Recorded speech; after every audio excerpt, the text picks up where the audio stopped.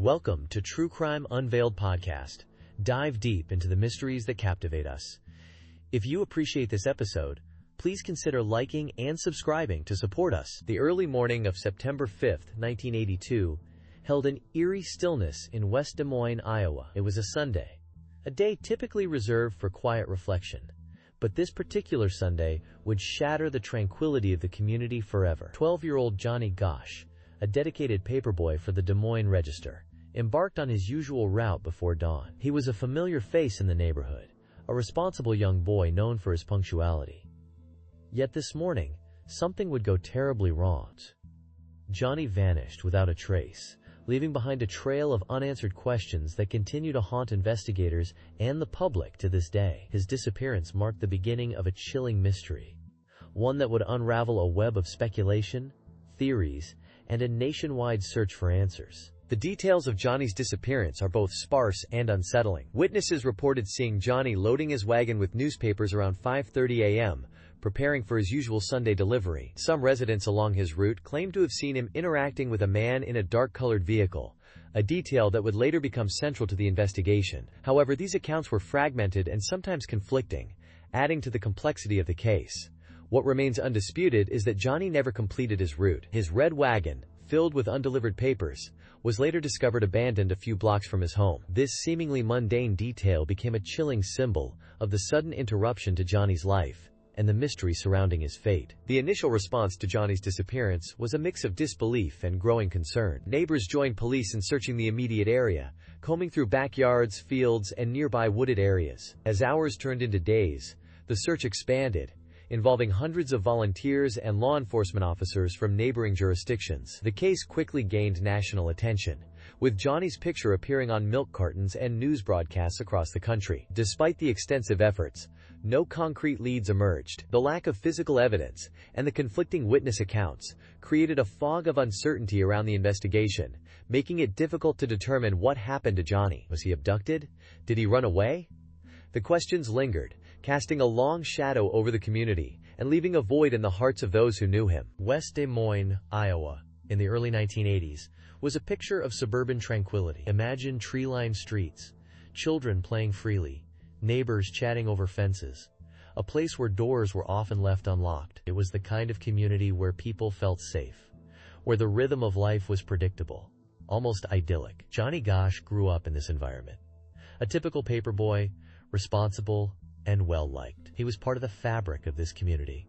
A familiar face on his paper route, his presence a reassuring constant in the daily lives of his customers. He was just a boy doing his job, contributing to the rhythm of this quiet suburb. No one could have imagined that this peaceful existence would be shattered, that this ordinary Sunday morning would mark the beginning of a mystery that would haunt the community for decades. The morning of September 5th, 1982, started like any other Sunday.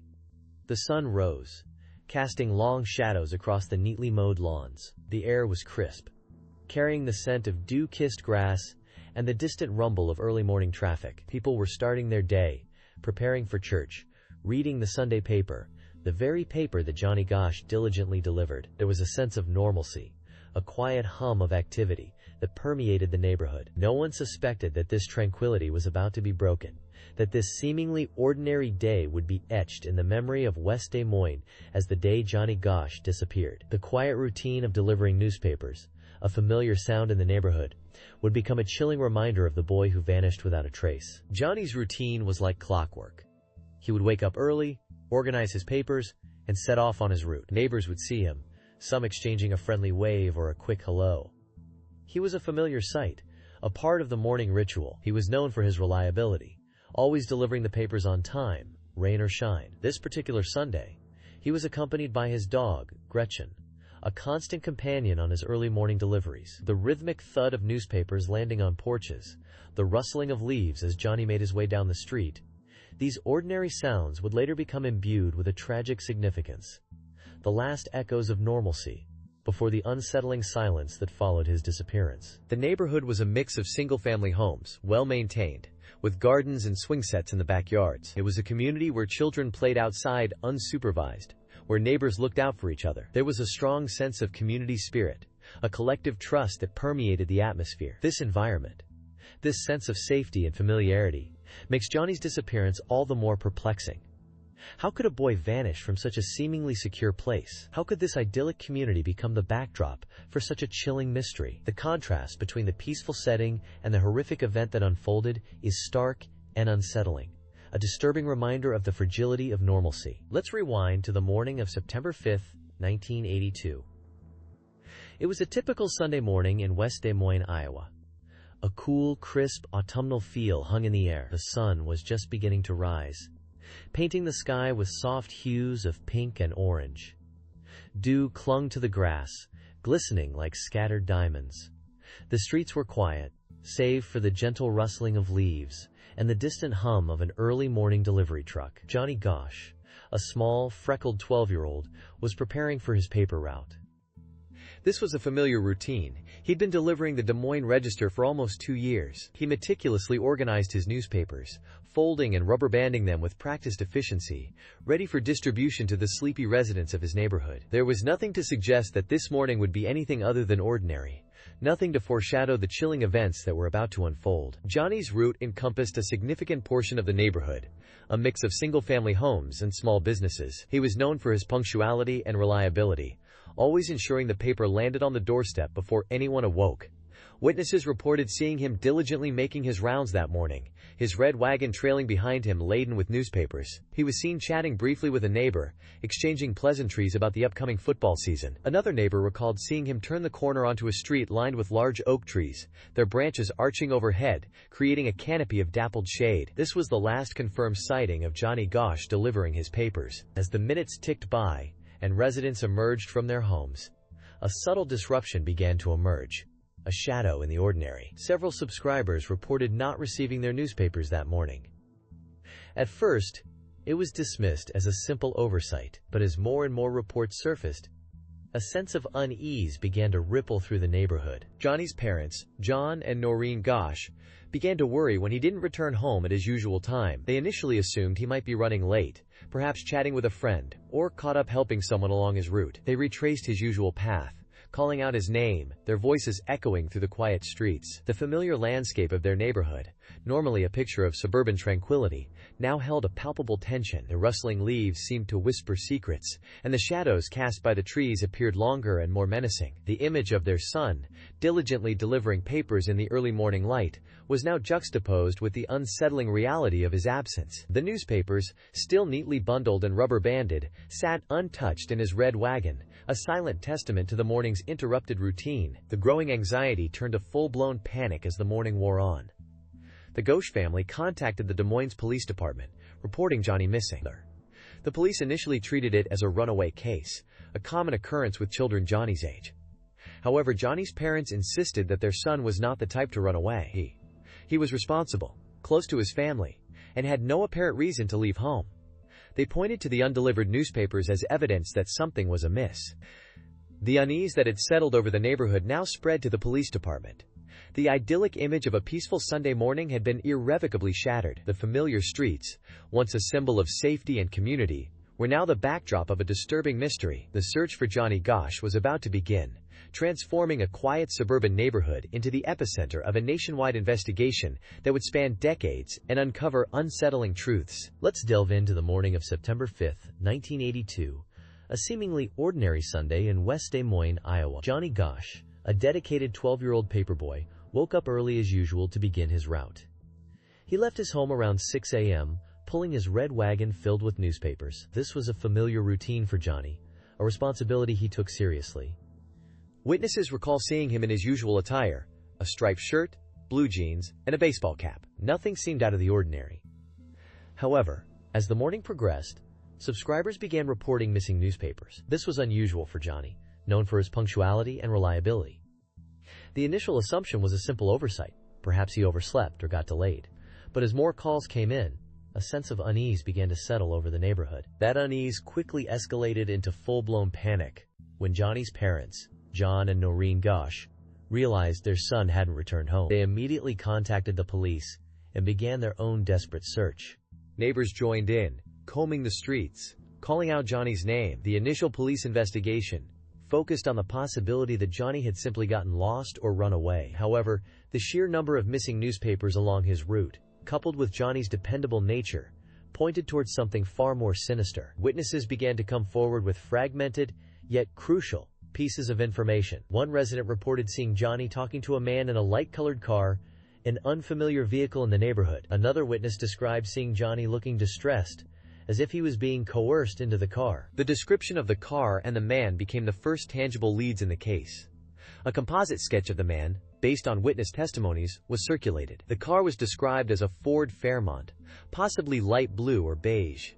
The man was described as white, in his 30s or 40s, with a mustache and possibly a beard. The sighting of Johnny seemingly being forced into the car shifted the investigation from a missing person case to a possible abduction. The realization that a child could be snatched from his paper route in broad daylight sent shockwaves through the community. The seemingly safe suburban landscape of West Des Moines was shattered, replaced by fear and uncertainty. The collection of undelivered newspapers along Johnny's route became a crucial element in the early stages of the investigation. They marked the last known locations of Johnny's movements, forming a fragmented trail that abruptly ended. Investigators meticulously documented each missing paper, hoping to pinpoint the exact location where Johnny was abducted. The newspapers also served as a grim reminder of the interrupted routine, the delivery unfinished, a chilling symbol of the life abruptly put on hold. The search for Johnny intensified, expanding beyond the neighborhood and encompassing the entire city and surrounding areas. Law enforcement agencies from neighboring jurisdictions joined the effort,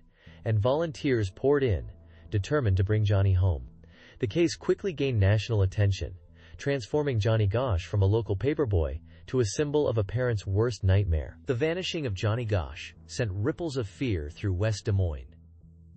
It was September 5, 1982, a Sunday morning, typically quiet. Johnny, a dedicated paperboy, set out on his route before dawn, as usual. But this time, he never completed it. The initial reaction, as with many missing children cases, was that he'd perhaps wandered off, gotten lost, or maybe even run away. However, as the hours ticked by and Johnny didn't resurface, a chilling realization began to grip the community. Something wasn't right. Witnesses reported seeing a strange man in a car talking to Johnny, and some even described seeing Johnny seemingly distressed or forced into the vehicle. This unsettling detail shifted the narrative from a simple missing person case to something far more sinister. The seemingly ordinary Sunday morning transformed into a nightmare, marking the beginning of a mystery that continues to haunt us today. The immediate aftermath was a whirlwind of activity. Noreen Gosch, Johnny's mother, immediately contacted the police when Johnny didn't return home. Search parties were organized, combing through neighborhoods, fields, and nearby wooded areas. Flyers with Johnny's picture and description were plastered everywhere. The local newspaper, the Des Moines Register, ran front-page stories, amplifying the search efforts and spreading awareness across the state. The early investigation focused on the witness accounts, particularly those who described the man in the car. Descriptions of the vehicle varied, and the man himself remained a shadowy figure, difficult to pinpoint. Despite the extensive search and the growing public concern, days turned into weeks, and Johnny remained missing. The fear in West Des Moines intensified, a palpable sense of unease settling over the community as the possibility of a stranger abduction became increasingly likely. What makes the Gosch case so unsettling is the complete lack of concrete evidence in those crucial early hours and days. There was no ransom demand, no communication from any potential kidnapper, and despite the numerous witness accounts, no solid leads emerged. The lack of a clear motive added another layer of complexity to the investigation. Was this a random act of abduction? Was Johnny targeted for a specific reason? The uncertainty fueled speculation and fear, transforming the once safe suburban streets into a landscape of paranoia. Parents became more vigilant, children were warned about strangers, and the innocence of a typical Sunday morning paper route was forever shattered. The Gosch case marked a turning point in how missing children cases were handled, both by law enforcement and the media. Prior to Johnny's disappearance, there wasn't the same level of immediate, widespread media attention given to missing children. His case, along with other high-profile disappearances around the same time, highlighted the vulnerability of children and the urgent need for improved response protocols. The widespread media coverage, while vital in spreading awareness, also contributed to the growing fear and speculation surrounding the case. The constant barrage of news reports and the lack of answers created a sense of helplessness and anxiety within the community, further amplifying the tragedy of Johnny's disappearance. Let's delve deeper into the psychological profile of Eugene Martin, the primary suspect in Johnny Gosch's disappearance. While no concrete evidence directly links him to Johnny's abduction, several factors warrant close examination. Martin presented himself as a successful businessman, involved in various community activities. However, beneath this veneer of respectability, a darker side emerged. Reports suggest a history of financial struggles and a tendency towards manipulative behavior. He was known to be charismatic and persuasive, traits that could have been used to gain the trust of a young paperboy. This duality in his personality, the contrast between his public persona and the whispers of his private dealings, raises significant questions about his potential involvement. It is crucial to understand the complexities of his character to piece together what might have happened that morning. Indeed, the apparent contradictions in Martin's life are striking. He portrayed an image of success and stability, yet financial records indicate a history of debt and questionable business practices. Witnesses who knew him described a man prone to sudden mood swings and displays of anger, contradicting his generally affable public demeanor. This inconsistency between his outward presentation and his inner turmoil is a classic characteristic often observed in individuals capable of deceptive behavior. Furthermore, his known association with individuals involved in organized crime adds another layer of complexity to his profile, suggesting a potential connection to a network capable of facilitating such a disappearance and covering up the evidence. The psychological aspect of this case is particularly perplexing. Martin's alleged involvement in child exploitation networks paints a disturbing picture. His purported use of children for illicit purposes, as suggested by some witness testimonies, reveals a deeply unsettling disregard for human life. This behavior indicates a level of depravity that aligns with the nature of Johnny's disappearance and the subsequent lack of any trace. While we must avoid jumping to conclusions without definitive proof, the convergence of these behavioral patterns with the circumstances surrounding Johnny's abduction certainly warrants serious consideration. The question remains: did his carefully constructed facade of normalcy conceal a predator capable of such a heinous act? One of the most challenging aspects of this case is the lack of physical evidence directly linking Martin to Johnny's disappearance. Despite extensive searches and numerous investigations, no conclusive forensic evidence has emerged. This absence of physical proof makes it even more crucial to scrutinize the psychological factors at play. Could Martin's apparent charisma and manipulative tendencies have enabled him to evade detection? Did his understanding of law enforcement procedures,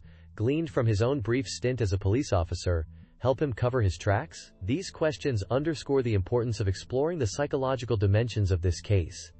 Even in the absence of traditional forensic evidence, we must consider the possibility that his outward persona was a carefully constructed mask designed to conceal his true nature. Let's delve into the frustrating and often heartbreaking investigation into Johnny Gosch's disappearance. Initial efforts, while extensive, seemed to yield more questions than answers. The sheer scale of the search, involving hundreds of volunteers and law enforcement officers combing through Des Moines and the surrounding areas, was unprecedented at the time. Yet, despite the massive manpower, crucial early leads may have been missed.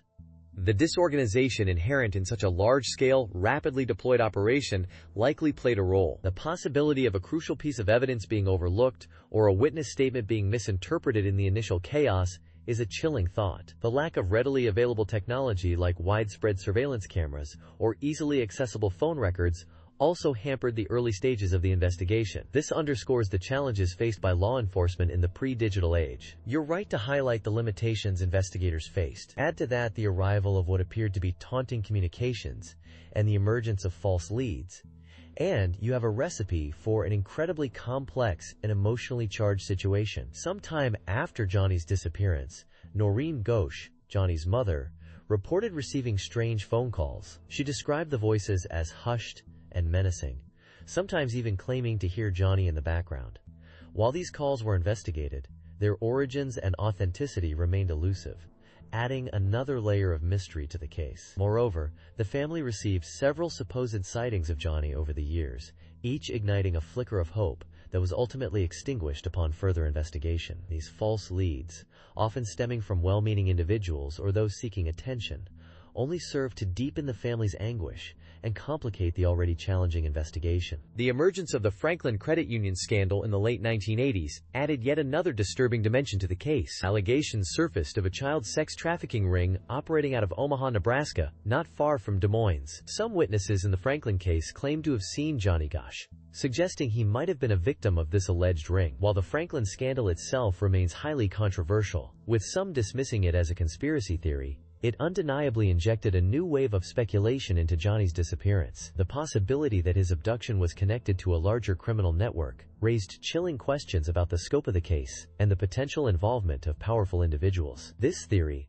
while never conclusively proven, continues to be a point of discussion and debate amongst those following the case. It's important to acknowledge the significant impact these unverified leads and theories had on the Gosch family and public perception of the case. The constant barrage of speculation, coupled with the lack of concrete answers, undoubtedly took a toll on the family's emotional well-being. Each new lead, each supposed sighting, offered a glimmer of hope that was invariably dashed. This cycle of hope and disappointment is a recurring theme in missing person cases, highlighting the psychological strain on those left searching for answers. Furthermore, the proliferation of theories, some bordering on the outlandish, made it even more challenging for investigators to sift through the noise and focus on credible leads. The Johnny Gosch case became a breeding ground for speculation, making it difficult to separate fact from fiction and hindering the pursuit of justice. The Gosch case ripped through West Des Moines, Iowa, like a sudden, violent storm, leaving a trail of fear and uncertainty in its wake. Before Johnny's disappearance,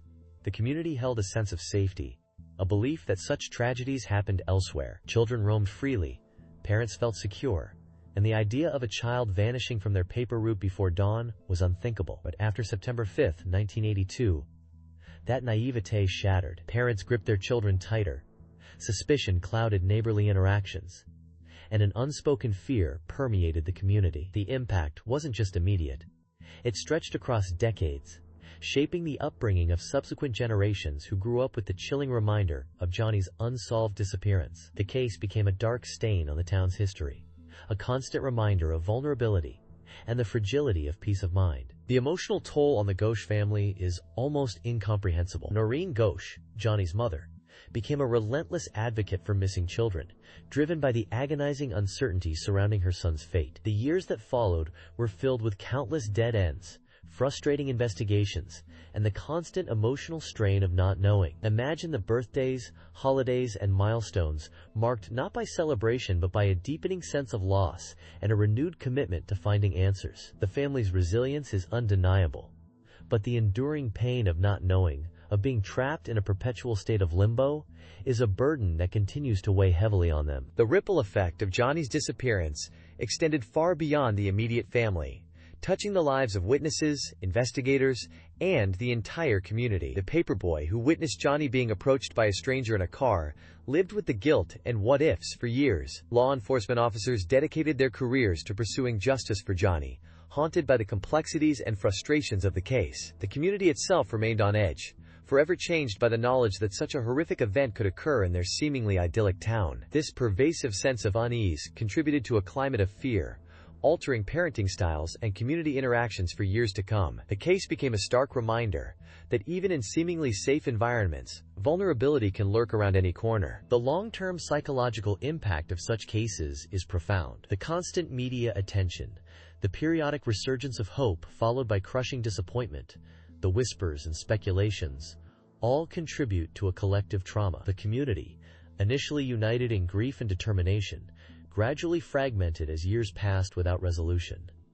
Some clung to hope, while others succumbed to despair.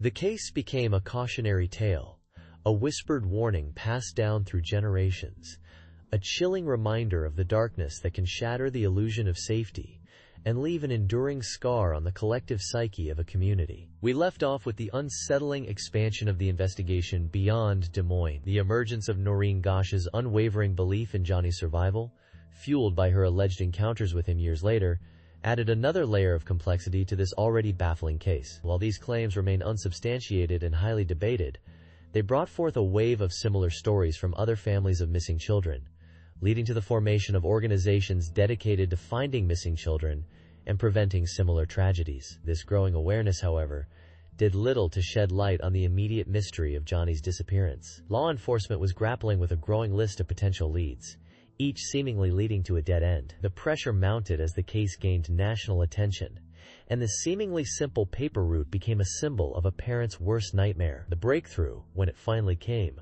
was as unexpected as it was chilling. Indeed, the years following Johnny's disappearance were marked by frustration and dead ends.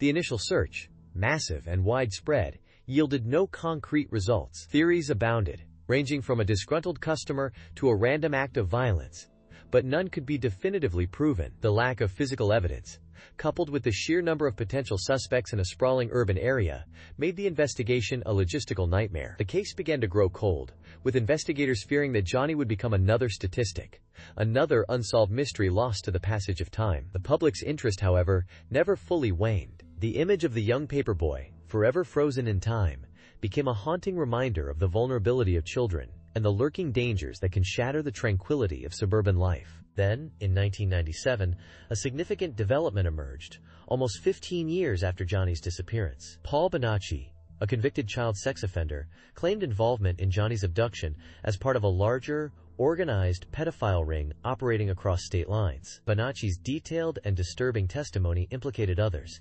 including a man named John Miller, alleging their participation in a network that abducted and abused children. While Bonacci's credibility was questionable due to his criminal history and mental health issues, certain details he provided resonated with the investigation, lending a chilling credence to his claims. This opened a new, darker chapter in the case, moving the focus from isolated theories of random violence to a potential organized criminal enterprise. Bonacci's testimony, while controversial, provided investigators with a potential framework to understand the complexities of Johnny's disappearance. He claimed Johnny was abducted and forced into this network, subjected to horrific abuse and exploitation. While much of Bonacci's account remains unverified, his description of the alleged network's operations and the methods they employed provided a disturbing glimpse into a world of organized child exploitation. It was a world that, until then, had largely remained hidden from public view, shrouded in secrecy and fear. The investigation, reinvigorated by Bonacci's claims, began to explore this new avenue, piecing together fragmented information and pursuing leads that connected various individuals to the alleged network. It's a chilling thought, isn't it? A seemingly ordinary Sunday morning, a familiar paper route, and then nothingness. Johnny Gosch vanished into thin air, leaving behind a void that has haunted West Des Moines for decades. We've examined the timeline meticulously, from the first missed deliveries reported by subscribers to the initial police response, the frantic search efforts by family and community members, and the subsequent investigations that spanned years, even decades. We've explored potential motives, from opportunistic abduction to the more sinister theories involving organized crime and pedophile rings. The Noreen Gosch abduction theory, however strange, has fueled the flames of speculation, leaving us grappling with the possibility of a conspiracy deeper and darker than initially imagined. Yet, concrete answers remain elusive. The lack of definitive answers is perhaps the most unsettling aspect of this case. We have fragments of information, eyewitness accounts that sometimes conflict, a handful of potential suspects who were never definitively linked to Johnny's disappearance, and the lingering question of the $2 bills found along his paper route. Was it a random act of violence? A planned abduction? Or something far more complex and sinister? The psychological impact on the community is undeniable. The image of a young boy, diligently carrying out his morning routine, snatched from the familiar streets of his neighborhood, evokes a primal fear, a sense of vulnerability that resonates with parents everywhere. The case forced communities nationwide to reevaluate safety protocols, highlighting the fragility of childhood innocence. And that's where we're left, with unanswered questions, lingering doubts, and a profound sense of unease. We've discussed the available evidence, the official narrative, and the alternative theories surrounding Johnny Gosch's disappearance. We've delved into the impact on his family, the tireless efforts of his mother, Noreen, to uncover the truth, and the ripple effects felt across the nation. But ultimately, the central mystery remains. What happened to Johnny Gosch? Did he fall victim to an opportunistic predator? Or was his disappearance part of a larger, more organized network of evil, hidden in plain sight? These are questions that continue to haunt us. The case of Johnny Gosch serves as a stark reminder of the darkness that can lurk beneath the surface of ordinary life.